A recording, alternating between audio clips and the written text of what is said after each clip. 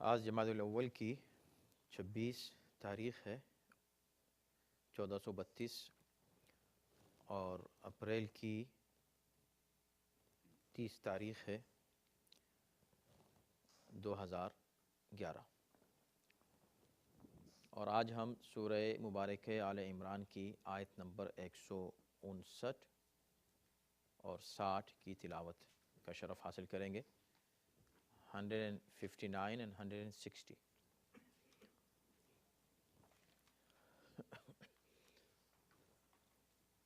اعوذ باللہ من الشیطان الرجیم. بسم اللہ الرحمن الرحیم. الحمد للہ رب العالمین والصلاة والسلام علی سیدنا و نبینا و مولانا ابی القاسم محمد.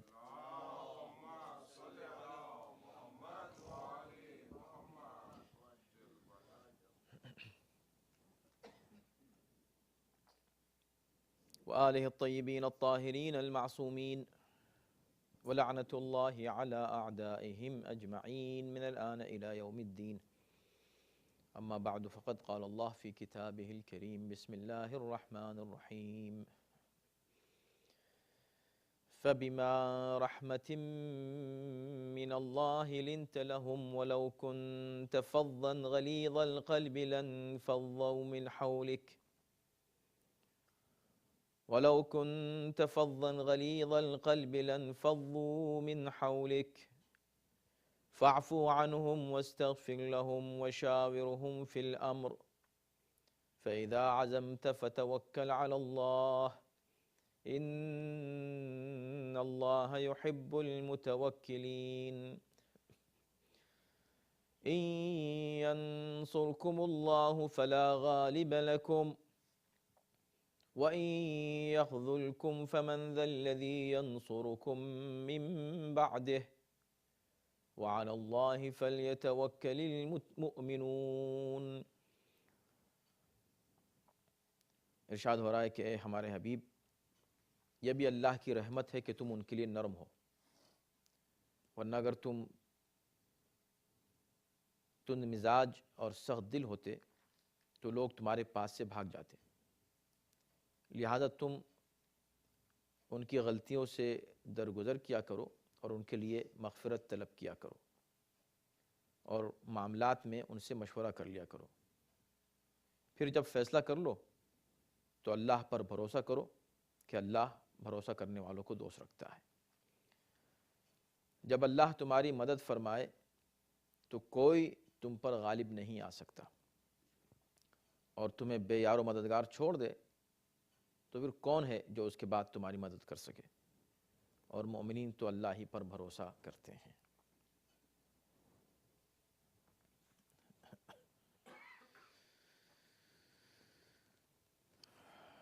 اس سے پہلے کی آیات جو گزشتہ ہفتے ہم نے پڑھی تھیں اسی سے یہ مربوط ہے.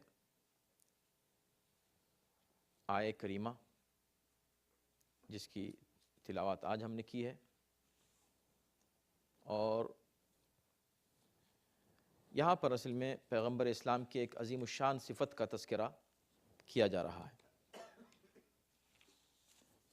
ایک صفت جس کا بار بار قرآن نے ذکر کیا ہے،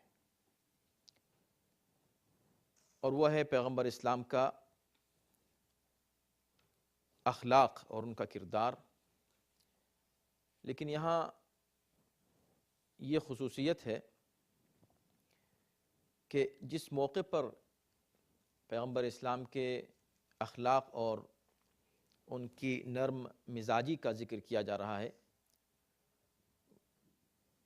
وہ بیک گراؤنڈ آپ کے ذہنوں میں ہے آلریڈی، کیونکہ ابھی بھی ذکر وہی جنگ احد کا ہو رہا ہے. احد کے جو واقعات ہوئے ان کا تسلسل ہے یہ آیہ کریمہ.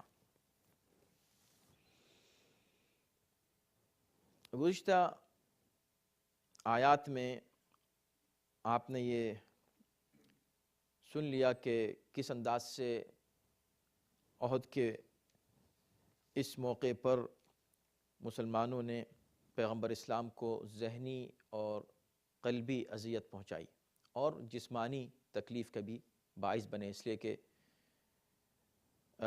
لشکر اسلام کو جو شکست ہوئی اور اس سے پیغمبر اسلام شدید زخمی ہوئے، دندان مبارک شہید ہوئے۔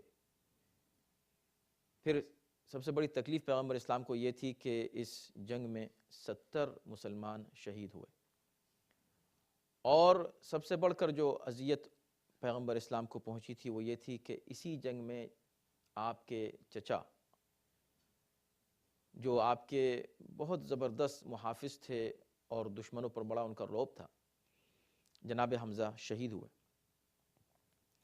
اور ان کے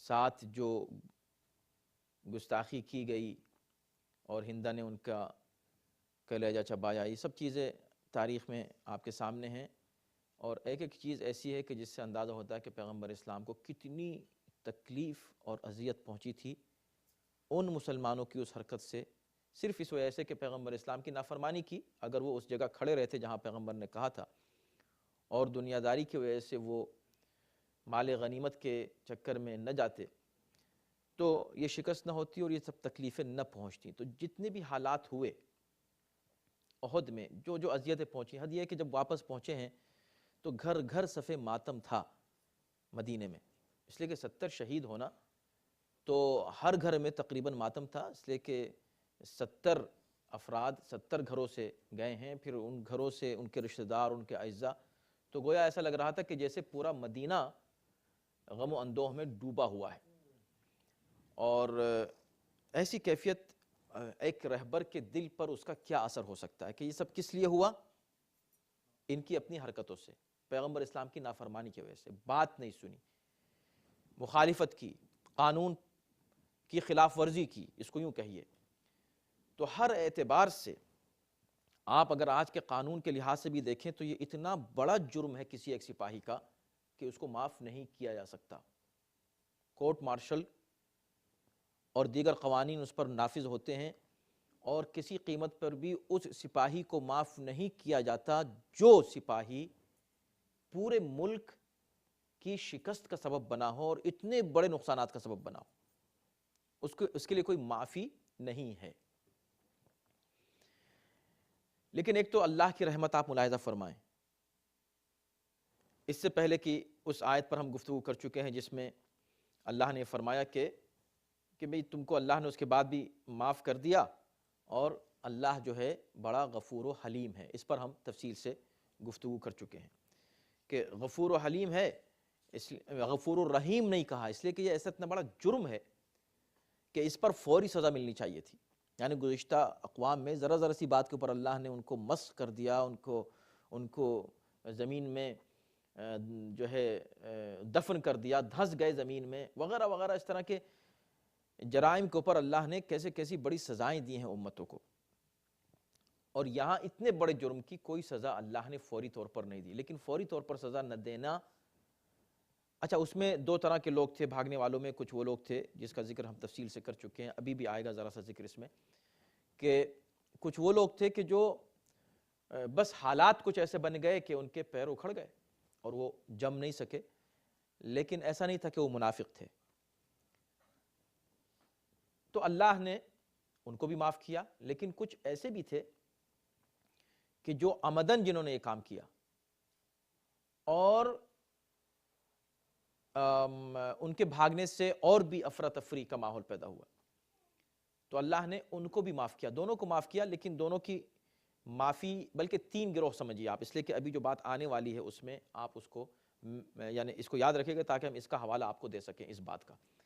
3 طرح کے لوگ تھے جو بھاگے تھے احد میں، اس کو ذہن میں رکھیے۔ ایک تو وہ لوگ تھے جو واقعاً ان سے غلطی ہو گئی اور وہ ریگریٹ کرتے رہے ہمیشہ، اور عمدن ایسا نہیں ہوا، ایک ماحول ایسا پیدا ہو گیا جس کو کہتے ہیں بھگدڑ مچ جانا، اب بھاگنے لگے، ہر آدمی بھاگ رہا ہے تو اس نے بھی بھاگنا شروع کر دیا بغیر سوچے سمجھے کہ وہ کیوں بھاگ رہا ہے، کیا ہو رہا ہے۔ اس طرح کا ماحول اکثر پیدا ہو جاتا ہے، جنگ میں نہیں ہونا چاہیے ایسا، لیکن ہو گیا، اس میں وہ لوگ بھاگ گئے، بعد میں انہوں نے ریگریٹ کیا، واپس فوراً آ بھی گئے بہت سے لوگ۔ کچھ وہ تھے کہ جو نہیں بھاگے، وہ پہلے ہی سے ایمان کے کمزور تھے اور پہلے ہی سے ان کا دل نہیں چاہ رہا تھا آنے کا، اس کا بھی ذکر قرآن اس سے پہلے کی آیتوں میں کر چکا ہے، اگر آپ کو یاد ہو کہ ان کا دل ہی نہیں چاہ رہا تھا۔ ویسے جب بدر کا واقعہ سنا تو کہا ارے ہم بھی جاتے اور ہم بھی ایسا کرتے، لیکن جب موقع آ گیا سامنے تو اب وہ لوگ موت سے بھاگ رہے تھے، ایسے لوگ بھی تھے۔ تیسرا گروہ جو تھا وہ منافقین کا تھا، حالانکہ بہت سے منافقین رک گئے تھے، واپس چلے گئے تھے درمیان سے، یہ بھی آپ کے سامنے پورا واقعہ موجود ہے۔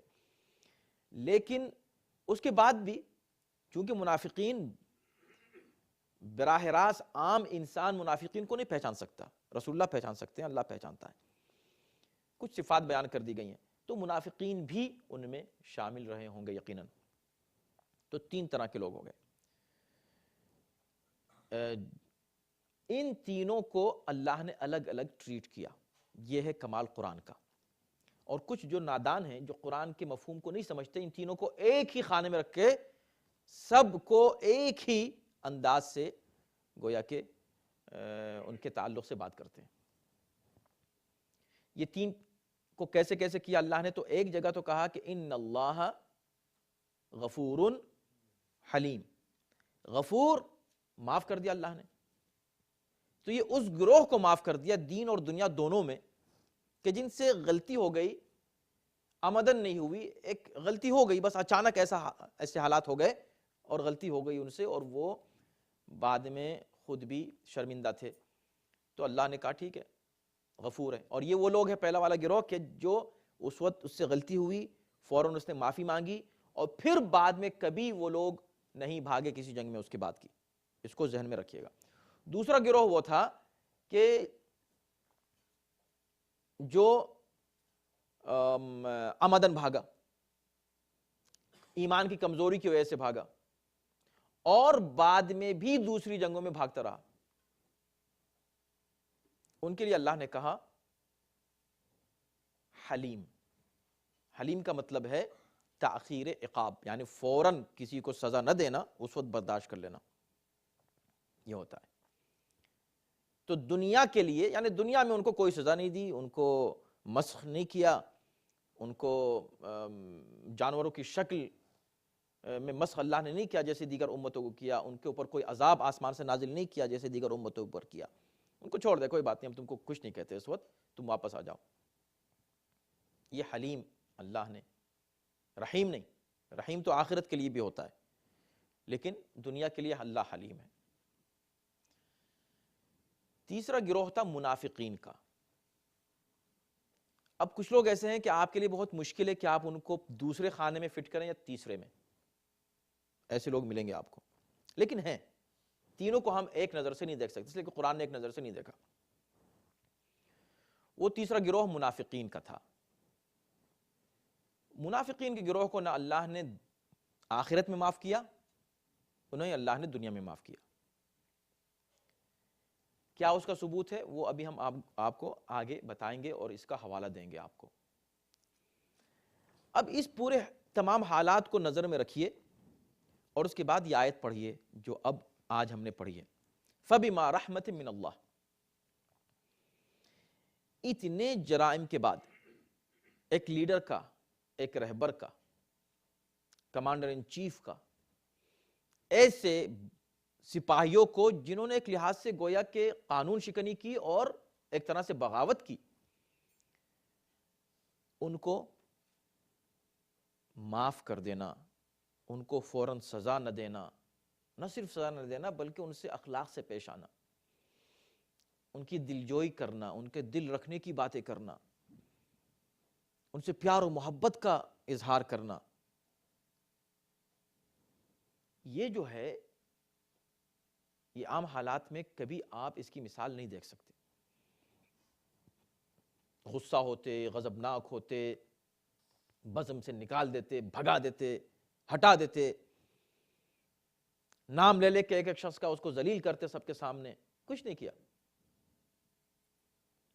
بلکہ جب وہ واپس آ گئے تو کوئی بات نہیں، سینے سے لگا لیا، آ جاؤ، بیٹھ جاؤ، ویسے ہی رہو ہمارے ساتھ، سمجھاتے رہے، پیار سے بتاتے رہے، ان کے دل رکھنے کی باتیں کرتے رہے۔ یہ کیوں ہوا؟ ایسا کیسے ہوا؟ تو خدا اس کو بڑے حسین پیرائے میں یہاں بیان فرما رہا ہے۔ کہ ایک رہبر اس انداز سے ایسے گنہگاروں کو کیسے ٹریٹ کر سکتا ہے. تو فرمایا فَبِمَا رَحْمَةٍ مِّنَ اللَّهِ، یہ بھی اللہ ہی کی رحمت ہے کہ لِنْتَ لَهُمْ، کہ تم ان کے لیے نرم ہو. یہ عجیب بات ہے. اللہ کی رحمت ہے کہ تم ان پر نرم ہو. تو پیغمبر اسلام کا یہ اخلاق، ان کی نرمی، ان کے ساتھ خوش اخلاقی اور حسن سلوک، یہ جو سب کچھ ہے یہ اللہ کی رحمت ہے. جب پیغمبر اسلام کے یہ اعمال اللہ کی رحمت ہے. کتنے پیارے انداز سے یہ بات کہی. کیوں؟ اس لیے کہ اللہ نے اس نبی کو اس دنیا میں بھیجا نہ صرف اس وقت صرف اصحاب کے لیے، اصحابی کے لیے نہیں، بلکہ پوری کائنات کے لیے پیغمبر اسلام رحمت ہے. وما ارسلناک الا رحمتا للعالمین. رحمت ہے کس کی؟ اللہ کی. تو یہ جو پیغمبر اسلام کا اخلاق ہے ان لوگوں کے ساتھ، یہ رحمت پروردگار ہے، اللہ کی رحمت ہے. اب آپ جانتے ہیں کہ اللہ کی رحمت، رحمت رحمانیہ اور رحمت رحمیہ کا ہم بار بار ذکر کر چکے ہیں. دین و دنیا میں اللہ کی رحمت رحمانیت ہے، اور صرف مومنین کے لیے دنیا میں اور صرف مومنین کے لیے ظاہر ہے آخرت میں رحمت جو ہے وہ رحیمیت ہے. اللہ نے نبی کو اپنی رحمت کا، رحمت کاملہ کا مظہر کامل قرار دیا. مکمل رحمت ہے. اب اس سے بہت سے مسائل حل ہوتے ہیں، اس پر توجہ کیجئے. بہت سی غلط فہمیاں ہیں مسلمانوں کے درمیان جو قرآن فہمی میں نقص کی بنا پر پیدا ہوئی ہیں. اگر وہ قرآن کو صحیح انداز سے سمجھیں اور عصبیت کی عینک اتار کر، ہر مسلمان کسی بھی فرقے کا ہو، وہ باتیں جو بچپن سے دماغوں میں ڈالی گئی ہیں اس کو ہٹا کر قرآن کو سکون سے پڑھیں، تو بہت سے مسائل ایزیلی حل ہو جاتے ہیں جو انسان کی سمجھ میں عام طور پر نہیں آتے. پیغمبر اسلام رحمت مجسم ہے. آج یہ سوال ہوتا ہے کہ کیا وجہ ہے جو پیغمبر اسلام، اگر واقعی ایسے منافقین موجود تھے آس پاس میں، قرآن سے ثابت ہے موجود تھے، اس کو تو ثابت کرنے کی ضرورت ہی نہیں کہ تھے، بحث اس بات پر ہے کہ وہ منافقین کون تھے، لیکن ہم اس بحث میں داخل ہی نہیں ہو رہے. ہم تو ایک جنرل بات کریں کہ منافقین تو تھے، یہ تو متفق علیہ ہے مسئلہ. اب یہاں ہی سوال پیدا ہوتا ہے کہ وہ منافقین تھے تو پیغمبر نے ان کو رہنے کیوں دیا اپنے پاس؟ کچھ ایسے منافقین تھے کنٹروورشل کہ جن کو کچھ لوگ کہتے ہیں منافق نہیں تھے، کچھ لوگ کہتے ہیں منافق تھے، اس لیے کہ منافق دل سے ہوتا ہے نا، پتہ نہیں چلتا انسان کا، لیکن اس کا عمل ظاہر کر دیتا ہے. اور پیغمبر اسلام نے جو علامتیں ظاہر کی اور بتائیں، وہ پیغمبر اسلام کے مرنے کے بعد ان کا نفاق اور ظاہر ہو گیا اور ان کی زندگی میں ظاہر ہوا. اب ہم ثابت کرتے ہیں کہ یہ ان کا نفاق تھا، یہ دیکھو یہ صحیح سچے مومن نہیں تھے. تو یہاں سوال پیدا، پیغمبر نے اگر سچے مومن نہیں تھے اتنا قریب کیوں بٹھایا؟ ان کو ہٹا کیوں نہیں دیا؟ ان کو بھگا کیوں نہیں دیا؟ کیا ان کو معلوم نہیں تھا کہ یہ ان کے بعد کیا کریں گے؟ اگر معلوم تھا کہ کیا کریں گے تو پھر کیوں نہیں ان کو؟ ارے کیا کریں گے کو چھوڑو، کیا کر دیا وہ دیکھو. جب کر دیا پر پیغمبر اسلام نے کوئی ری ایکشن ظاہر نہیں کیا تو کریں گے پر تو اسلام میں ویسے بھی جائز نہیں ہے کہ کوئی شخص کسی کو سزا دے صرف اس بات پر کہ یہ ایسا کرنے والا ہے. اسلام میں ہے ہی نہیں، ہے ہو ہی نہیں سکتا کہ آپ کسی کے بارے میں کہ، بلکہ لا میں بھی نہیں ہے. آپ نے صحیح فرمایا کہ عام طور پر دنیا کے کسی قانون میں یہ نہیں ہے کہ آپ نے کسی کو پکڑ لیا اور پکڑ کے کہا کہ میں اس کو سزائے موت ہے، کہ کیوں؟ کہا اس لیے کہ یہ کرنے والا تھا. اللہ ہے کہ ثبوت مل جائیں، اور اگر چھوڑ دیا جاتا تو کر دیتا وہ الگ بات ہے، لیکن بس ایسے پکڑے اس کو پکڑ لیا، کہا کہ اس کو مار ڈالو. کہ کیوں؟ کہا کہ اس کو نہیں ماریں گے تو یہ کر دے گا. جائز نہیں ہے، اسلام میں تو بالکل بھی نہیں ہے. جب تک جرم نہ ہو جائے اور ہو کر پھر وہ ثابت بھی ہو، بہت بڑا پروسیجر ہے اس کے لیے. آپ نے کہا کہ کیوں نہیں پیغمبر نے اٹھا دیا؟ ابھی کیوں اٹھا دیتے؟ وہ کہہ رہے ہیں لا الہ الا اللہ، وہ کہہ رہے ہیں محمد رسول اللہ. ٹھیک ہے منافق ہیں، ٹھیک ہے وہ آ کے پیغمبر اسلام سے کہ پورا سورہ منافقون اللہ نے اتار دیا، ساری باتیں سورہ توبہ پورا کا پورا آپ پڑھ لیجئے، سب منافقین کے لیے ہے. لیکن آپ یہ چاہتے ہیں کہ پیغمبر سب کو ہٹا دیں؟ پیغمبر کا اخلاق اس کا جو ہے تقاضا نہیں کرتا. اخلاق نبی یہ ہے، اور یہ چیز عام رہبروں کے لیے بھی، یعنی کہ اگر تم کسی بھی قوم کی رہبری کرنا چاہتے ہو، گروپ کی رہبری کرنا چاہتے ہو، لیڈرشپ کا شوق ہے، تو تمہارے پاس یہ صفات ہونی چاہیے. یہ صفتیں ہونی چاہیے کہ قوم کی غلطیوں کو درگزر کرنے کی عادت ڈالو. ڈکٹیٹرشپ نہیں آنی چاہیے، بس ہماری مخالفت کر دی، ہم کو ایسا کہہ دیا، ہمارے ساتھ. پیغمبر اسلام کے جسم بھی زخمی ہے، لہو لہان ہے، اور دل تو ہے ہی ٹکڑے ٹکڑے. اس کے باوجود بھی پیغمبر اسلام کا دل دیکھیں آپ، ان کا اخلاق دیکھیں، ان کا کردار دیکھیں کہ ان لوگوں کے ساتھ کس انداز سے پیش آ رہے ہیں. تو فَبِمَا رحمت من اللہ، یہ جو اللہ کی رحمت ہے، یہ تھا ریزن کہ تم ان پر نرم ہوئے. اللہ کی رحمت نہیں ہوتی تو تم نرم نہیں ہوتے. تو اس کا ایک اور جواب اس سے یہ بھی آتا ہے کہ پیغمبر نے اگر نہیں ہٹایا، اس لیے نہیں ہٹایا کہ اللہ رحمان ہے. سمجھ گئے آپ؟ اللہ رحمان ہے کیا مطلب؟ مطلب یہ کہ بھئی اللہ کی رحمت ہے کہ وہ فرعون کو بھی دیتا رہا. وہ کہہ رہا میں خدا ہوں، اللہ فرعون کو دے رہا تھا. شیطان کو اللہ نے پہلے سے بھگا دیا، اس کو پتہ نہیں تھا کہ کیا کرے گا. یہ شیطان کو اللہ بھگا دیتا، اللہ سے زیادہ کون جانتا ہے کہ کیا کرے گا. بٹھائے رہا، اور کہاں اتنا قریب کر لیا کہ فرشتوں میں داخل ہو گیا، جبکہ جن تھا. جن ہے وہ، اس کی جگہ زمین ہے، آسمان نہیں ہے، مگر اس کو اللہ نے کہاں بٹھا لیا کہ فرشتے تک اس کو فرشتہ سمجھ رہے ہیں. تو اللہ نے کیوں اتنا قریب کیا؟ بھئی جب تک جرم نہیں کیا تو اللہ کیسے اس کو سزا دے دے؟ اللہ کی رحمت ہے. یہی اللہ کی رحمت بھی ان لوگوں پر تھی، عام لوگوں پر، جیسے آج بھی کافروں پر بھی اللہ کی رحمت ہے، رحمان ہے وہ. ان لوگوں پر اللہ کی رحمت یہ تھی.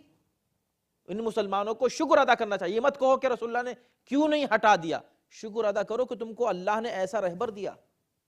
فبما رحمت من اللہ، یہ جو رہبر ایسا دیا جو تم کو نہیں اس انداز سے پیش آ رہا ہے جس کے تم لائق ہو، یہ اللہ کی رحمت ہے. شکر ادا کرو اس کے اوپر، اعتراض مت کرو. فبما رحمت من اللہ لنت لہم، تم ان کے لیے نرم ہو گئے.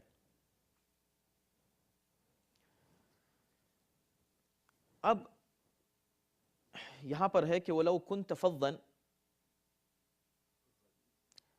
غَلِيظَ الْقَلْبِ لَانْفَضُّوا مِنْ حَوْلِكَ. اگر تم دیکھیں، یہ بھی ایک اور ریزن بیان کیا جا رہا ہے تاکہ یہ بات بالکل کلیئر ہو جائے کہ پیغمبر نے کیوں نہیں ہٹایا. یعنی کسی کا ساتھ بیٹھنا ہرگز اس بات کی دلیل نہیں ہو سکتا، ہرگز.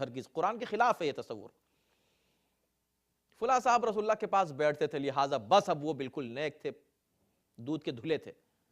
قطعاً غلط ہے. کس حساب سے تم ایسا سوچ؟ صرف بیٹھنے کا ان کا کردار دیکھو، ان کا ایمان دیکھو. اگر واقعی ان کا ایمان، ان کا کردار ہے سبحان اللہ سر آنکھوں پر، اور جو شخص ان کا احترام نہ کرے اس کا ایمان سے کیا تعلق ہو سکتا ہے؟ پیغمبر اسلام کے ان ساتھیوں کا جنہوں نے دین کے لیے قربانیاں دیں، جنہوں نے کیا کچھ نہیں کیا اسلام کی حفاظت کے لیے اور اسلام کو پھیلانے کے لیے، ان کا جو ان محترم اور ان باوفا اصحاب کا جو شخص احترام نہ کرے وہ مسلمان بھی ہو سکتا ہے؟ اس کو آپ مسلمان مانیں گے؟ قطعاً نہیں. لیکن جو اسلام کے دشمنوں کو جو آس پاس بیٹھے ہوئے تھے احترام اور تعظیم کی نظر سے دیکھے، کیا وہ مسلمان ہو سکتا ہے؟ اسلام جو ہے نام ہے عقل اور فکر کے ذریعے سے آپ ہر بات کا فیصلہ کریں اور اس کو قبول کریں. وَلَوْ كُنْتَ، دیکھیں ایک اور وجہ بیان کی جائے، اے نبی، اللہ کی رحمت ہے کہ تم کو جو ہم نے بنایا نرم دل بنا کے بھیجا. اس کے بعد کی ایک آیت آئے گی، آیت نمبر 161، آج ہم اس کا ذکر نہیں کر سکیں گے، اس کو بھی یاد رکھیے گا. اس کو یاد رکھیے گا تو اس سے مربوط ہوگی وہ گفتگو. آپ دیکھیے گا کس طرح ستایا رسول اللہ کو، اس آیت میں آئے گا کیسے کیسے الزام رسول اللہ پہ لگائیں، مگر رسول اللہ ہر چیز کو برداشت کرتے رہے. اگر تم بد مزاج ہوتے، سخت مزاج ہوتے، بات بات پر بس غصہ ہو رہے ہو سب پہ، اگر اس طرح ہوتے، غلیظ القلب، دل کے سخت ہوتے. اب یہاں پر دو لفظ استعمال کیے ہیں، ایک ہے فظ اور ایک ہے غلیظ. فظ اور غلیظ القلب کا فرق یہ ہے دونوں میں کہ فظ جو ہے وہ زبان کی تندی اور زبان کی سختی، سخت کلامی، انسان جب دیکھو بس غصے میں بھرے بیٹھے ہیں، زبان سے جب دیکھو اس طرح کے الفاظ نکلنے ہیں، نامناسب کلمات.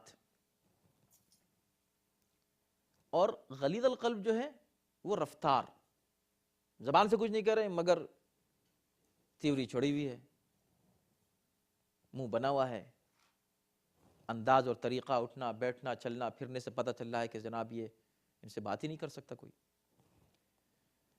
اگر تم اس طرح کے ہوتے، دیکھیں آپ، لن فضوا من حولک، تو یہ سب کے سب تمہیں چھوڑ کے بھاگ جاتے. آپ کیا کہہ رہے ہیں؟ آپ کہہ رہے ہیں رسول اللہ نے بھگا کیوں نہیں دیا؟ اللہ کہہ رہا بھگا نہیں دیا، وہ خود بھاگ جاتے.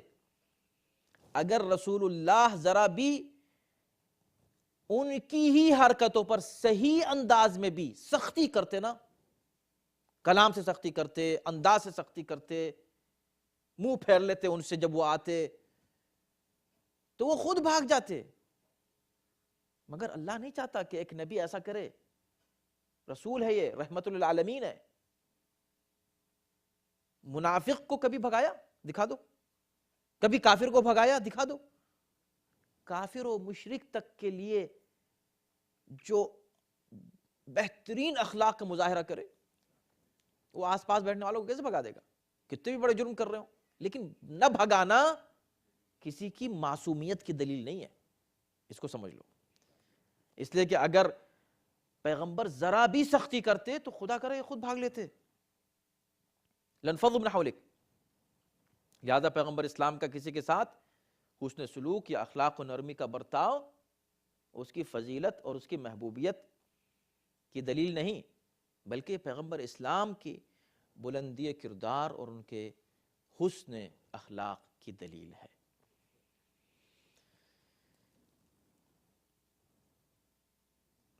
اب سوچیں، یہاں پر ایک بات قابل غور ہے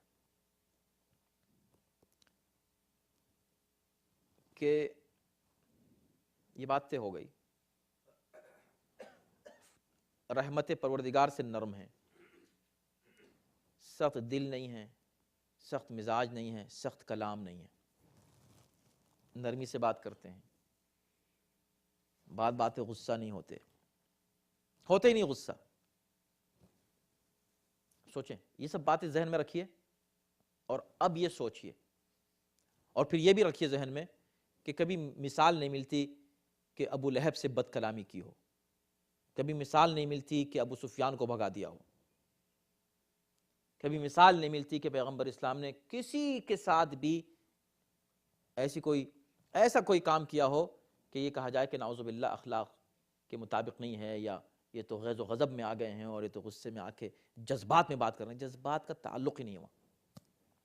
ایسا نبی، سوچ لیجئے، میں بہت ہی اہتمام سے یہ بات کہنا چاہتا ہوں آپ کے سامنے، تاکید کے ساتھ یہ بات کہنا چاہتا ہوں آپ سے. سن لے، دنیا سنیں، جب تک بھی یہ آواز محفوظ رہے گی، جو بھی لوگ سننے والے ہیں سنیں، ان کے لیے پیغام ہے. ایسا نبی جس کی اتنی تعریف قرآن کر رہا ہے یعنی اللہ کر رہا ہے، ان کی نرمی کی، ان کے اخلاق کی، ان کے کردار کی، پھر رحمت للعالمین کو کہہ رہا ہے، خلق عظیم پر فائز قرار دے رہا ہے، انک لعلی خلق عظیم، اخلاق عظیم پر تم فائز ہو، تم نرمی سے بات کرتے ہو۔ یہ ساری بات، اتنی صفات اس نبی کی، پھر تاریخ بھی یہ بتا رہی ہے کہ یہ نبی کسی کے ساتھ آج تک کبھی اس نے اس طرح کی کوئی بات نہیں کی ہے کہ یہ کہا جائے کہ اس نے سختی کی اس کے اوپر۔ ایسا نبی دشمن کے لیے بھی جو اپنی آبا بچھا دے، دشمن کے لیے، دشمن چلا رہا ہے، کافر ہیں، مشرک ہیں، بیٹھنے کی جگہ نہیں، آ جاؤ۔ ایسا نبی اگر کبھی اپنے ہی ساتھیوں کو بھگا دے اپنی بزم سے اور کہتے قوموا عنی، گیٹ آؤٹ آف ہیئر، اٹھو میرے پاس سے، نکل جاؤ میرے پاس سے، فوراً نکل جاؤ، یہاں مت بیٹھو، اگر کبھی ایسی منزل آ جائے۔ سوچیں ایسے نبی کی، اگر کوئی ایسا شخص جو بار بار کرتا رہتا ہو، ایسا نہیں، ایسا ہوا ہی نہیں کبھی، ایک ہی بار ہوا، اور وہ بھی دشمن کے لیے نہیں ہوا، وہ لوگ جو ساتھ میں اٹھتے بیٹھتے ہیں ان کے ساتھ ہوا، اور وہ بھی زندگی کے پہلے لمحات میں نہیں ہوا، آخری زندگی کے حالات میں ہوا۔ ان تمام چیزوں کو دیکھو خدا کے لیے، اور سوچو کہ ایسی کیا بات تھی کہ وہ نبی کہ جس کے لیے خدا کہہ رہا ہے لنت لہم، تم کو ہم نے اپنی رحمت کی بنیاد پر، ہماری رحمت یہ ہے کہ تم ان کے لیے نرم ہو۔ کہاں گئی وہ نرمی؟ اٹھ جاؤ میرے پاس سے۔ لو کنت فظا، اگر تم سخت کلام ہوتے تو یہ بھاگ جاتے۔ اللہ چاہ رہا ہے کہ بھاگے نہیں، اور یا نبی خود بھگا رہے، گیٹ آؤٹ، اٹھ جاؤ۔ کتنا بڑا جرم ہوگا، کتنا بڑا گناہ ہوگا، کتنا بڑا کرائم ہوگا،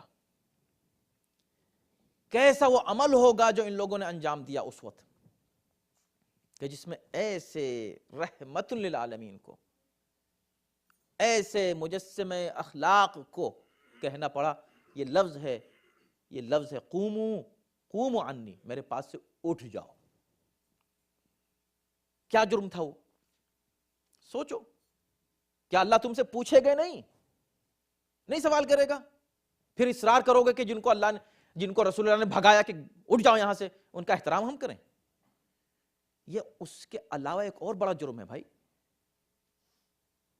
پیغمبر اسلام جنہوں نے احد میں ان بھاگنے والوں کو کہ جن کو کورٹ مارشل کرنے کے بعد ان کو فوراً قتل کر دینا چاہیے تھا، سب کو سزا دینی چاہیے تھی اللہ کی طرف سے، اللہ نے کہا نہیں، ہم بھی معاف کر رہے ہیں، تم بھی معاف کرو۔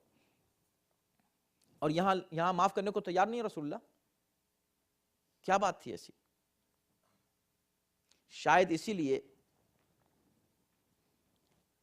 جناب عبداللہ ابن عباس زندگی بھر جب تک زندہ رہے روتے رہے آنسوؤں سے، بلکہ روایت میں کہ اتنا روتے تھے کہ پتھر تر ہو جاتے تھے آنسو سے، جہاں بیٹھ کے رو رہے ہیں ان پتھروں پر، اور کہتے تھے کہ ہائے جمعرات کا دن، ہائے جمعرات کا دن۔ کیوں؟ اس لیے کہ رسول اللہ کی شان میں گستاخی ہو رہی ہے۔ ہم یہ کہہ رہے ہیں کہ انہوں نے بہت بڑی گستاخی کی رسول اللہ کی شان میں، اور یہ کہا کہ یہ ہذیان بکرے ہیں، ٹھیک ہے نا، گستاخی کی۔ اور آج سب سے زیادہ شرم کی بات یہ ہے، اور حیا کی بات یہ ہے، اور افسوس کی بات یہ ہے کہ رسول اللہ کا کلمہ پڑھنے والے اس کا جواز پیش کرنے کے لیے چلے آتے ہیں، آستینیں چڑھا کے دفاع کرنے کے لیے کہ اس لیے کہا تھا۔ اور بھئی بہت سے جرم ایسے ہوتے ہیں کہ اس میں اس لیے ہوتا ہی نہیں ہے، جرم ہوا ہے، ختم، کوئی بھی اس کا ریزن ہو اس کو جسٹیفائی نہیں کر سکتا۔ بہت سے ایسے جرائم ہیں اس کو جسٹیفائی کر ہی نہیں سکتے۔ بچے کو قتل کر دیا کسی نے، وہ اس لیے قتل کر دیا تھا، اس لیے نہیں سنا جائے گا۔ اس لیے وہ آیت ہے قرآن میں کہ وَإِذَا الْمَوْءُودَةُ سُئِلَتْ، جب اس بچی سے پوچھا جائے گا کہ تجھ کو کیوں قتل کیا گیا، بچی سے، اس کو کیا پتا کیوں قتل کیا گیا بیچاری کو۔ وہ بچی جس کو زندہ دفن کر دیا گیا، معصوم بچی، اس دور میں موعودہ پیدا ہوئی اور پیدا ہوتے ہی دفن کر دیا گیا۔ اللہ اس سے پوچھیں گا ہاں بھائی بتاؤ، کورٹ میں اللہ اپنے کورٹ میں پوچھ رہا ہے تم کو کیوں قتل کیا گیا؟ یا اللہ قاتل سے پوچھ کے کیوں تو نے قتل کیا؟ تجھ کو شرم نہیں آئی اس کو قتل کرتے ہوئے؟ اس سے پوچھ. کہا نہیں، اس سے مجھے پوچھنا ہی نہیں ہے، میں اس کو موقع دوں جسٹیفیکیشن کا. کچھ جرائم ایسے ہوتے ہیں کہ اس کے بارے میں کہو بھی نہیں کہ کیوں اور کیا اور کیسے، اور وہ اور جذبات میں آ گیا تھا اور میری غیرت کا تقاضا نہیں تھا اور فلاں تھا. کچھ بات سننی نہیں ہے، تم نے اس کو قتل کیسے کیا؟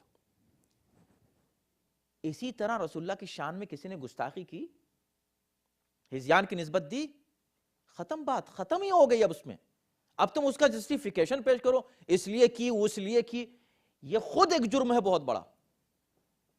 ختم بات، ختم ہو جاتی ہے وہاں پر جہاں گستاخی ہو جائے. لیکن میں یہاں کہنا یہ چاہتا ہوں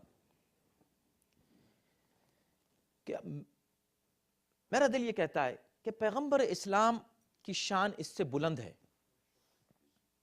کہ اگر کوئی ان سے یہ کہہ دے کہ آپ ہذیان بکریں اور پیغمبر اس کو ہٹا دیں اور اٹھا دیں. اس سے کہیں زیادہ کہا گیا ہے پیغمبر اسلام کو. ساحر کہا، مجنون کہا، کسی کو نکالا باہر کیا، بھگایا، بد کلیمی کی کسی سے، سخت مزاجی کی کسی سے. پیغمبر کا غصہ، غیظ و غضب نبی کا اس موقع پر قومی انا کہنا، ہمارا غضب یہ ہونا چاہیے، یعنی ہماری طرف سے ایک مسلمان کو اس بات پر غضبناک ہونا چاہیے کہ کسی نے کہا کیسے کہ یہ ہذیان بکرے، کہا کیسے، ہمت کیسے ہوئی تیری کہ تو کہہ رہا ہے کہ ہذیان بکرے، خاموش ہٹ جا. یہ ہمارا فرض ہے نبی کی طرف سے. لیکن نبی خود اپنے لیے ایسا نہیں کریں گے کہ چونکہ مجھ کو کہہ دے لہذا اس کو میں ہٹا دوں. نبی اپنے لیے ایسا نہیں کریں گے. پھر کیوں ہٹایا؟ وجہ یہ تھی کہ پیغمبر جو لکھنا چاہ رہے تھے اور جو دینا چاہ رہے تھے وہ پوری امت کے اور دین کے اور اسلام کے فائدے میں تھا. اور وہ یہ بات کہے کہ جو روک رہا تھا وہ پورے دین، اسلام اور امت کے نقصان میں تھا، جو آپ آج تک دیکھ رہے ہیں. جتنے نقصانات، جتنے فساد، جتنی برائیاں امت میں بلکہ پوری گلوب پر آپ دیکھ رہے ہیں، اس کا ریزن وہ ایک کلمہ تھا کہ نبی ہذیان بکرے ان کو لکھنے مت دو. نبی کا غیظ و غضب اس بنا پر تھا، اپنے لیے نہیں تھا، امت کے لیے تھا، دین کے لیے تھا. خلاصہ گفتگو یہ بات ذرا آج کچھ تفصیلی ہو گئی، لیکن بہر کیف اگر ہم ان سے دروس حاصل نہ کریں ان آیات سے تو فائدہ کیا بات کرنے کا؟ تو پھر تو ہم ایسی پڑھ کے آیت کو گزر جائیں، خالی تلاوت کر لیں، پھر بیٹھ کے تفسیر کی بات کیا ہے؟ تفسیر کا مطلب یہی ہے کہ ہم اس کے مفاہیم کو سمجھیں، دروس حاصل کریں اور پتہ چلے کہ قرآن کہہ کیا رہا ہے. فَبِمَا رَحْمَةٍ مِّنَ اللَّهِ، پھر پڑھیے اس کو، لِنْتَ لَهُمْ، اللہ کی رحمت سے تم ان کے لیے نرم ہو، نرم دل ہو تم. وَلَوْ كُنْتَ، اور اگر تم کہیں سخت دل ہوتے یا سخت مزاج ہوتے، لَنْفَضُّوا مِنْ حَوْلِكَ، تو یہ تم کو چھوڑ کے کبھی کے چلے جاتے.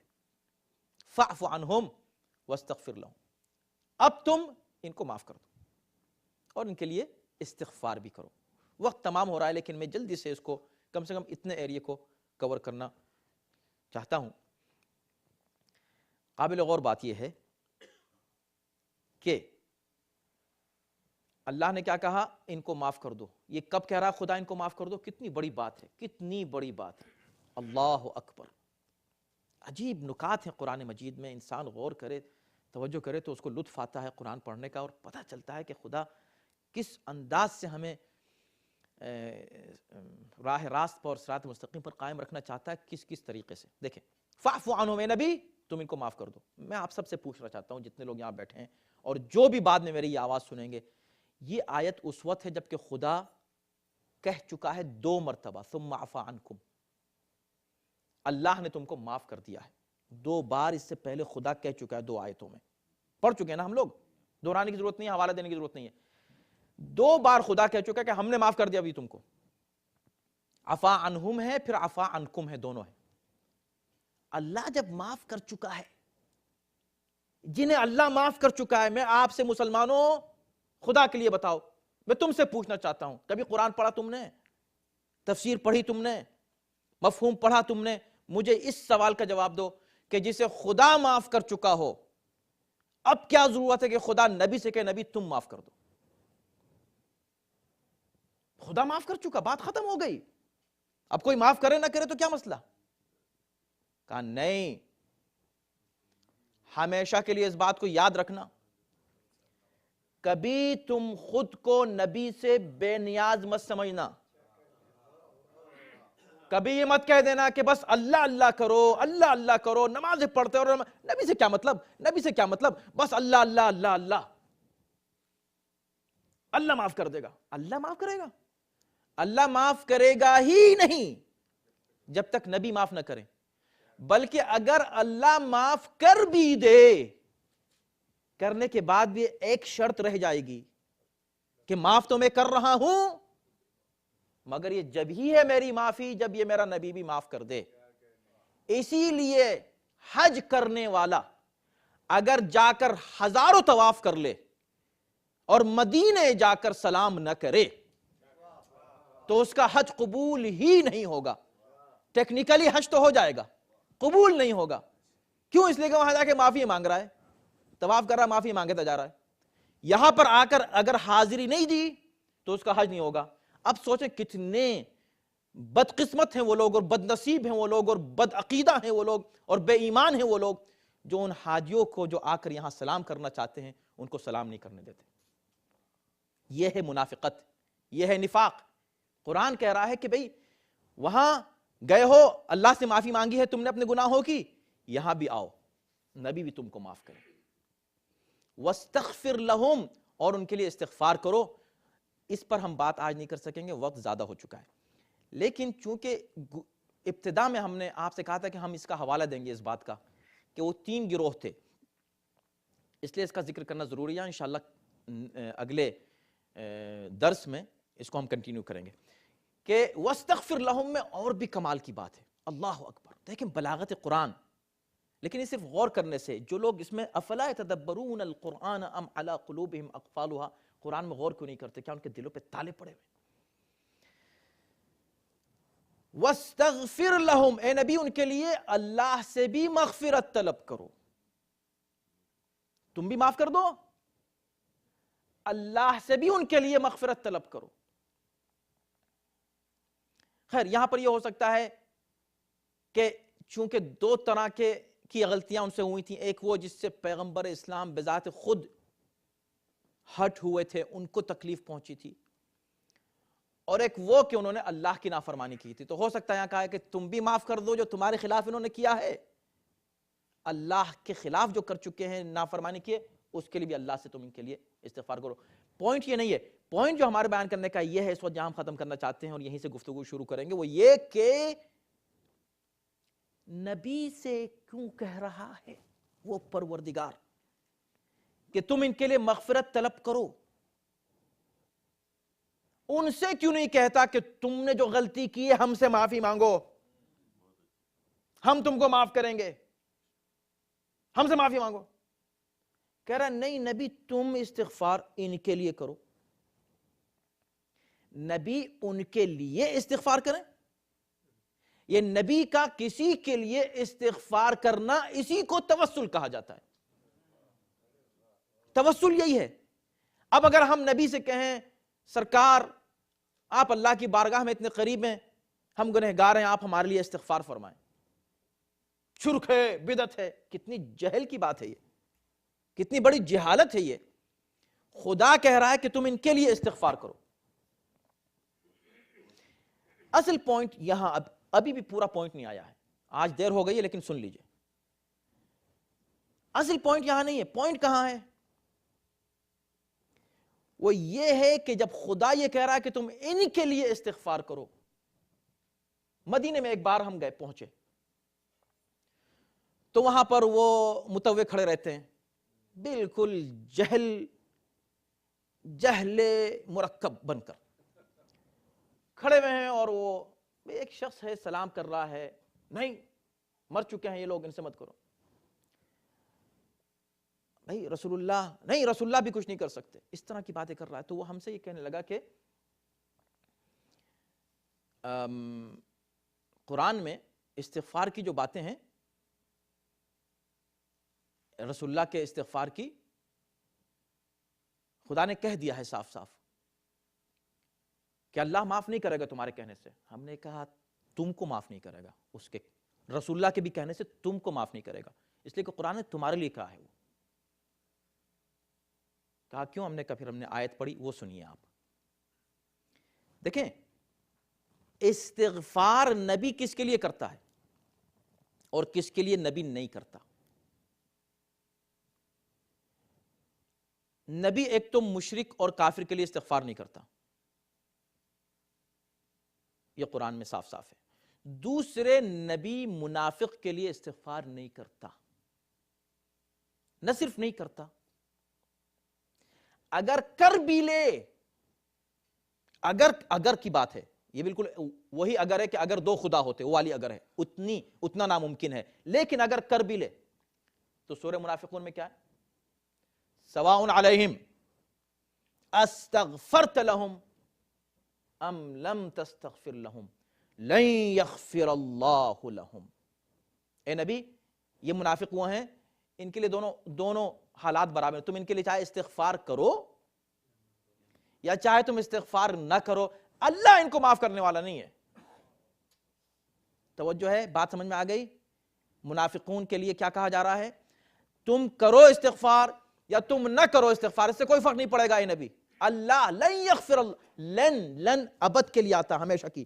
اللہ کبھی بھی انہیں معاف نہیں کرنے والا ہے. اس کا مطلب یہ ہو گیا کہ جب اللہ نے کہا وَاسْتَغْفِرْ لَهُمْ، یہ استغفار ہر ایک کے لیے نہیں تھا. اب ان میں جو منافقین تھے اور بھاگے تھے، ان کے لیے نبی استغفار کر ہی نہیں سکتے. نہ نبی ان کو معاف کر سکتے ہیں، نہ ان کے لیے استغفار کر سکتے ہیں، اس لیے کہ وہ منافق ہیں. تو یہ ہے وہ تیسرا گروہ جس کا ذکر ہم نے شروع میں کر دیا تھا کہ بھاگنے والوں میں ایک تیسرا گروہ وہ تھا، یا اس گناہ میں شامل ہونے والوں میں تیسرا گروہ وہ تھا جو منافقین کا تھا. منافقین کے لیے یہ آیتیں پڑھ کے مت سناؤ ہم کو، اللہ نے تو معاف کر دیا ہے، اب آپ کیوں کہہ رہے ہیں کہ وہ بھاگے تھے، اللہ نے تو معاف کر دیا. بھائی معاف اللہ نے سب کو کر دیا، منافق کو نہیں کیا. اور اللہ نے یہ کہہ کر کے وَاسْتَغْفِرْ لَهُمْ، اے نبی تم ان کے لیے استغفار کرو، اس بات کی دلیل کہ ان مؤمنین کے لیے تھا جن سے غلطی ہو گئی تھی، منافقین کے لیے نہیں تھا. ورنہ خدا حکم نہ دیتا استغفار کا، جبکہ وہ خود کہہ چکا ہے کہ نبی تم کرو یا نہ کرو استغفار، ہم تو معاف نہیں کرنے والے ہیں. تو پھر کیوں کہتا کہ ان کے لیے استغفار کرو؟ اس کا مطلب یہ ہوا کہ جو استغفار کا حکم ہے یہ منافقین کے اوپر لاگو ہی نہیں ہوتا. لہٰذا جو لوگ ان آیتوں کو پڑھ کے ان لوگوں کی صفائی پیش کرنا چاہتے ہیں کہ جن میں علامات نفاق تھیں، ان کو یہ آیتیں فائدہ قطعاً نہیں پہنچائیں گی، بلکہ وہ قرآن کی مخالفت کر رہے ہیں، رسول کی مخالفت کر رہے ہیں، اللہ کی مخالفت کر رہے ہیں. اور یہ پھر اسی گروہ میں شامل ہونے والے ہیں جن کے اوپر اللہ اور رسول کا غضب ہو رہا ہے ان آیتوں میں. پروردگار ہم لوگوں کو عقل و فکر استعمال کر کے صحیح عقیدے پر قائم رہنے کی توفیق کرامت فرمائے.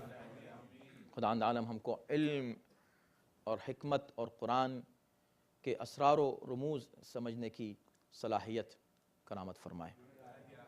پروردگار ہم لوگوں کو کفر و نفاق اور فسوق سے محفوظ و مامون رکھے، اور ہمارے دلوں میں ایمان اور ہمارے عمل میں استحکام کرامت فرمائے. صلوات بر محمد و آل محمد.